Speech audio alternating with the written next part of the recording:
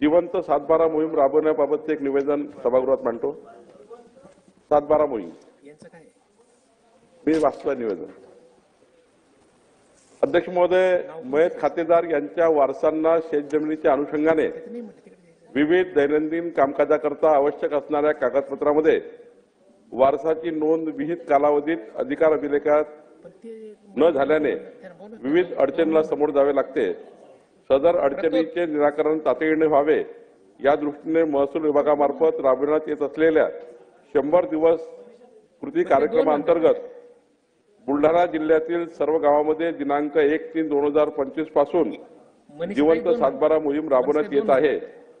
या मोहिमेअंतर्गत मयत खातेदारांच्या वारसांच्या नोंदी अधिकार अभिलेखामध्ये अद्ययावत करून मयत खातेदारांच्या वारसाच्या नोंदीचे कामकाज पूर्ण करण्यात येणार आहे। बुलढाणा जिल्ह्यामध्ये राबवण्यात येत असलेल्या या नाविन्यपूर्ण मोहिमेची शासन स्तरावर दखल घेऊन शासनाने सदर मोहीम संपूर्ण राज्यामध्ये राबवण्याचा निर्णय घेतला आहे। त्यानुसार राज्यातील सर्व जिल्ह्यामध्ये जिवंत 7/12 मोहीम राबवण्याबाबत दिनांक 19/3/2025 शासन निर्णयाद्वारे सूचना निर्गमित करण्यात आल्या आहे। सदरची मोहीम संपूर्ण राज्यामध्ये राबवण्याबाबत कालबद्ध कार्यक्रम निश्चित करण्यात आला असून ही मोहीम 1/4/2025 पासून राबवण्यात येणार आहे। साधारणपणे 1.5 महिन्याच्या कालावधीमध्ये राज्यातील सर्व मयत खातेदारांच्या वारसांच्या नोंदी अधिकार अभिलेखामध्ये अद्ययावत करून मयत खातेदारांच्या वारसाच्या नोंदीचे कामकाज पूर्ण करण्यात येणार आहे। अध्यक्ष महोदय, बुलढाणा जिल्ह्यामध्ये चिखली एक तालुका आहे। आपल्या आमदार श्वेताताई मल्ले तिथल्या तहसीलदार यांनी एक मोहीम तयार केली की 7/12 जे मयतांच्या नावाने असतात 1-1 वर्ष 2-2 वर्ष त्यांचे वारस चढत नाही। त्यांनी अशी एक मोहीम तयार केली की 1.5 महिन्याच्या आतमध्ये संपूर्ण 7/12चे जेवढे मयत लोक होते ते सर्व कमी करून त्यांच्या वारसाची नावं संपूर्ण तालुका त्यांनी 1.5 महिन्यात पूर्ण केला। संपूर्ण वारस नोंदी केल्या आणि मृत लोकांना त्यातून आता कमी झाले। याच पद्धतीने महाराष्ट्राच्या संपूर्ण विधानसभेमध्ये संपूर्ण तालुक्यामध्ये पुढच्या 1.5 महिन्यामध्ये आम्ही आपल्यातर्फे महसूल खात्यातर्फे सुमोटो ही मोहीम राबवतो आहे। आणि हे करून म्हणजे आता अर्जदार नाही आला तर काय त्याची वाट नाही बघायची, तर आम्ही आता पुढाकार घेतो आहे आणि त्यांचे लीगल हिअर्स हे 7/12 आणण्याचा प्रयत्न करतो आहे। म्हणजे त्याला साधारणतः जिवंत 7/12 म्हटलाय, काही ठिकाणी मृत नाव आहे, त्यामुळे त्याला मृताचे नावं कमी करून जिवंत 7/12 करणे अशी मोहीम राबवण्याचा निर्णय आपण केला आहे।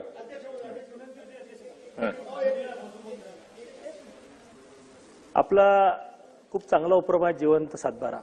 याच्यामध्ये फक्त एकच गोष्ट क्लॅरिफिकेशन द्याल की वारस चढवताना त्यांनी सक्सेशन सर्टिफिकेट न मागता तलाठ्याचं वारसा हक्काचं प्रमाणपत्र जर भेटलं त्याप्रमाणे करावं, नाही तर सक्सेशन सर्टिफिकेट काढण्यात 10,000 खर्च येते भाऊ, 4-4 महिने निघत नाही। एवढं फक्त क्लॅरिफिकेशन तहसीलदार लेवलवर करावं लागेल। अध्यक्ष महोदय, मंत्री महोदयांनी खूप चांगला उपक्रम राबवलाय।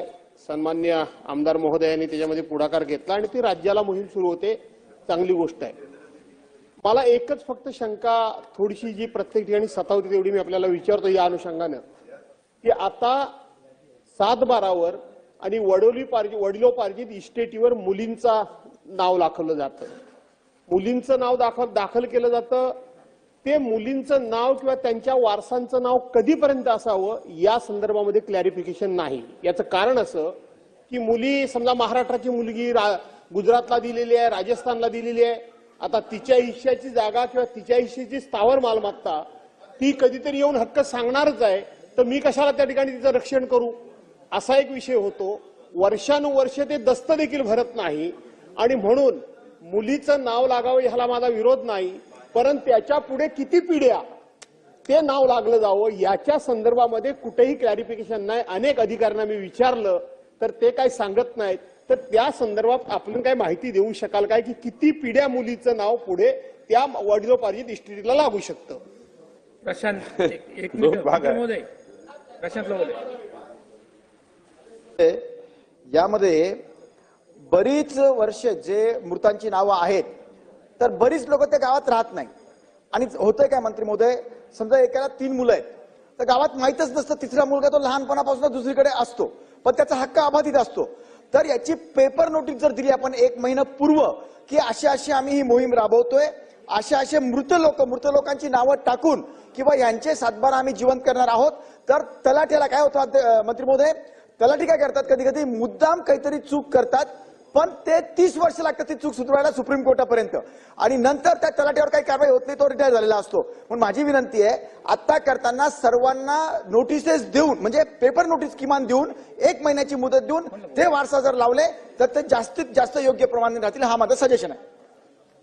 माननीय अध्यक्ष महोदय, यामध्ये पहिला प्रश्न रणधीर सावरकरजींनी यांनी याच्याबद्दल उपस्थित केला.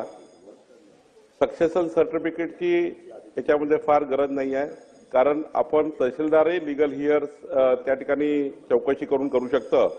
त्यामुळं 100% आम्ही तहसीलदार मार्फत लिगल हिअर्स सर्टिफिकेट इश्यू करून त्या ठिकाणी आपण सातबारा नोंदी घेऊ, जिवंत सातबारा नोंदी घेऊ, कारण सक्सेशन सर्टिफिकेटला 6 महिने लागतात आणि आपण त्याची प्रसिद्धी करून देणार आहे. त्यामुळे कुणाचं काही ऑब्जेक्शन आलं तर आपण ते विचारात घेऊ.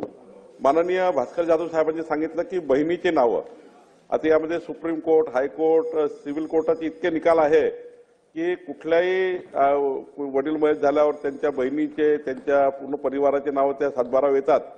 आता कुणाचं नाव सातबारावरनं काढलं, जोपर्यंत तो हक्क सोडण्याचा लेख लिहित नाही, हक्क सोडण्याचा लेख जोपर्यंत संबंधित वारसदार लिहित नाही, तोपर्यंत आपल्याला कुणालाही, म्हणजे त्या सिव्हिल कोर्ट केस होतील, हायकोर्टमध्ये केस जातील, कुणालाही अधिकार नाही, जोपर्यंत ती बहीण हक्क सोडत नाही तोपर्यंत कुणालाही असे अधिकार नाही आहे.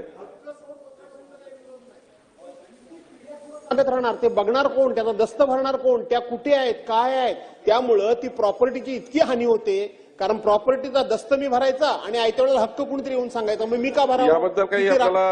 याबद्दल काही वेगळा विचार आता आपल्या प्रश्नाचा करावा लागेल, कारण फारच लिगल प्रश्न आहे, लिगल आहे, थोडा विचारपूर्वक करणारा विषय आहे, प्रॉपर्टीचा संबंधी विषय आहे आणि वारसांचा विषय आहे. त्यामुळे थोड्या याच्यात काय सुप्रीम कोर्टाचे नवीन याच्यामध्ये डायरेक्शन ते बघावं लागेल.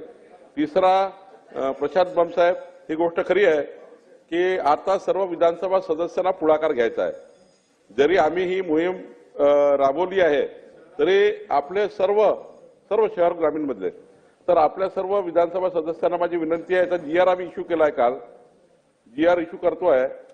विधानसभा सदस्यांना माझी विनंती आहे की आपापल्या मतदारसंघात यामध्ये बैठका घ्याव्या, तहसीलदार ADO सोबत आपण बैठका घ्याव्या आणि बैठका घेऊन आपापल्या मतदारसंघात हा प्रकल्प हा योजना आपण राबवावी, जेणेकरून जो शेतकरी आपल्या मतदारसंघातला आहे त्याला जे हेलपाटे मारावे लागतात ते हेलपाटे मारावे लागणार नाही.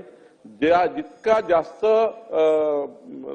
याच्यामध्ये विधानसभा सदस्य इन्व्हॉल्व्ह होतील तेवढी ही मोहीम यशस्वीपणे होईल. कारण जसं श्वेताताई महल्ले यांनी स्वतः 4 बैठकी तहसीलदारकडे घेतल्या, AGM कडे घेतल्या, प्रांताकडे घेतल्या. माझी सर्व सदस्यांना विनंती आहे की आपापल्या मतदारसंघात या बैठकी घेऊन या संपूर्ण योजनेला आपण त्या ठिकाणी पुढे न्यावं आणि आपापल्या मतदारसंघामध्ये आपापल्या भागातल्या शेतकऱ्यांना न्याय मिळवून द्यावा, अशी विनंती मी सभागृहाला